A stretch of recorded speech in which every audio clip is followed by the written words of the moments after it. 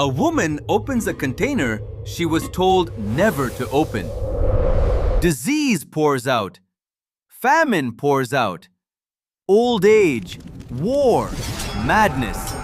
Every affliction that has ever touched a human life pours into the world in a single moment. Right at the bottom, one thing doesn't escape. It stays trapped inside, sealed in with the darkness. That thing is hope. Here's what almost nobody knows about this story. It wasn't a box. Pandora wasn't just curious, and whether hope staying trapped was actually a good thing has been argued about for nearly 3,000 years. By the end of this video, you'll know what Pandora actually opened, why she was specifically built to open it, and why the most famous happy ending in Greek mythology might not be happy at all. Let's get into it. We all know the popular version. Pandora is given a box by the gods, told explicitly not to open it. Curiosity gets the better of her, and she unleashes chaos. It's usually framed as a simple cautionary tale about self-control. But the original ancient Greek texts tell a drastically different story. The earliest account comes from the Greek poet Hesiod in the 7th century BC. Hesiod never once mentions a box.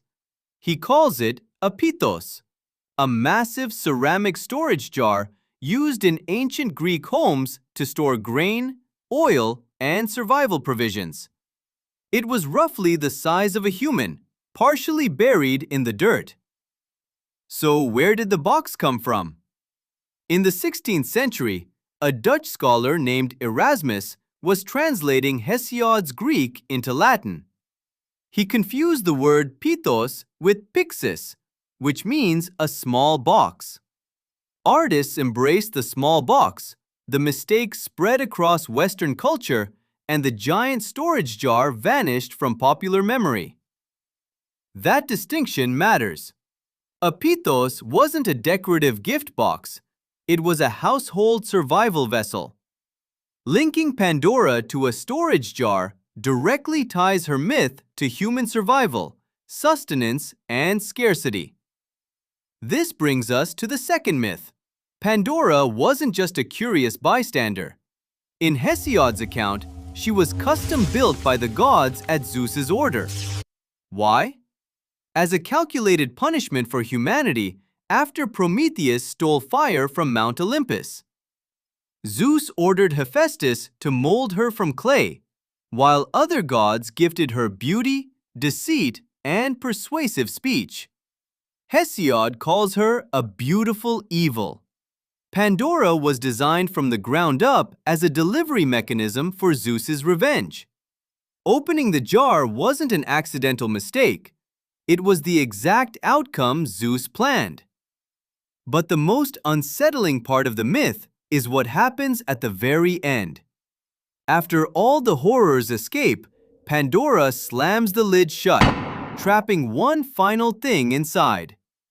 Elpis, translated as hope. Why would hope be stored in a jar alongside diseases and plagues in the first place? For thousands of years, thinkers have been split on two opposite answers. The optimistic reading treats hope's containment as a mercy. Disease and suffering now roam the earth, but hope stays preserved in the jar on earth, a comfort humanity can always reach for in times of crisis. But the darker reading, favored by many classicists, argues that hope being trapped means it was withheld from us. Humanity is left to face suffering without even hope to sustain them. Furthermore, in ancient Greek, elpis doesn't just mean optimism. It can mean false expectation. Trapping false expectation in the jar protected humans from self-deceiving illusions. Hope in real human life isn't purely good either. It can carry you through tragic times, or it can trap you in a painful situation, delaying the acceptance you need to move forward. Ancient Greeks understood that double-edged nature. So the next time you hear Pandora's box, remember, it was a survival jar. Pandora was built as a punishment. And whether keeping hope trapped was a mercy or a curse is a question ancient thinkers intentionally left for us to decide. What do you think? Was keeping hope inside a mercy or a curse? Let me know in the comments below. Hit like and subscribe to Quick Check for more fast insights.